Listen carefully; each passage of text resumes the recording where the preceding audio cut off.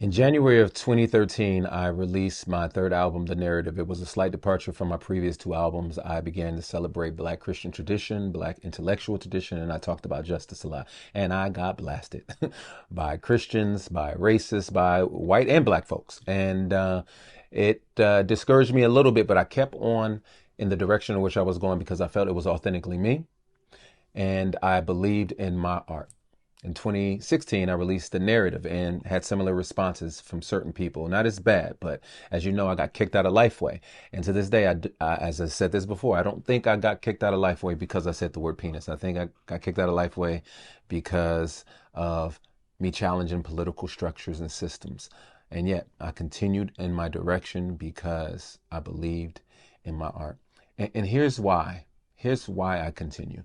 Is because years ago, I came into this quote from Toni Morrison.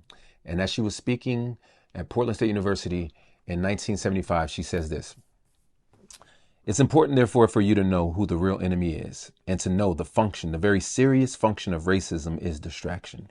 It keeps you from doing your work. It keeps you explaining over and over again your reason for being. Somebody says you have no language, and so you spend 20 years proving that you do. Somebody says your head isn't shaped properly, so you have scientists working on the fact that it is. Somebody says that you have no art, so you dredge that up.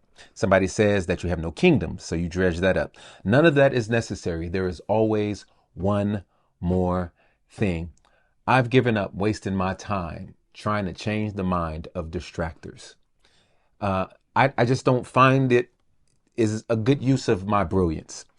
These individuals seem to speak the same language of you, but they can't hear you when you speak. And so therefore you are trying to figure out what language to speak in. And so, yes, I believe that the gospel changes lives. It changes hearts. And I do believe in reconciliation. But I think there's a difference between reaching the lost and trying to reach religious hypocrites and religious stiffnecks, and especially people who refuse to see you, and also people who see you as an enemy. I've taught at liberal institutions. I work now at an evangelical institution. So I've worked all the way in between liberal and conservatives. And the reason why I've been able to do that is because I know who I am. And I think they know who I am.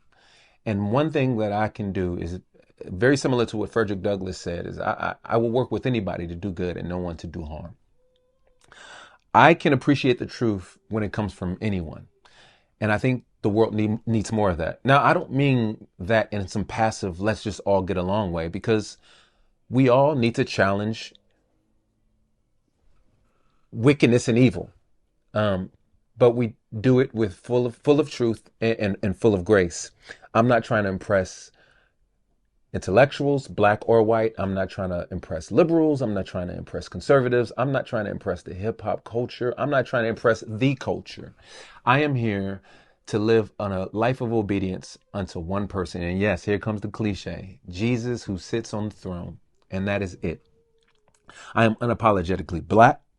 I am unapologetically Christian, and both of those probably need more explanation. And I'm probably not black enough for some people. I'm probably not Christian enough for some people. And that's perfectly fine.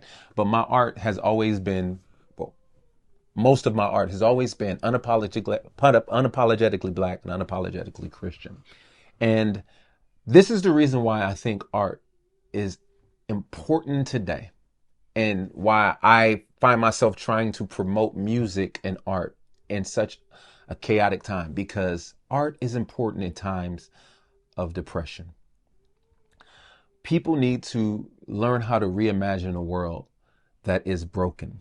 I began working on this album in 2020, and it's taken me 5 years because life got in the way, because working on myself and my own issues. But the funny thing is this album is just as relevant today as when I first started working on it in 2020.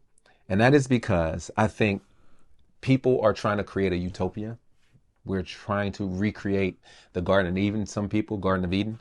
But the reality is we live in the Garden of Gethsemane, where there's pain, where there's suffering, where there's violence, where there's betrayal. But Jesus shows us how to love and how to live when you have no political power, how to serve people despite your own interests. And yes, I pray for this country. I pray for peace. I pray for civility. But what happens if God decides to judge this nation and bring destruction, is he still good?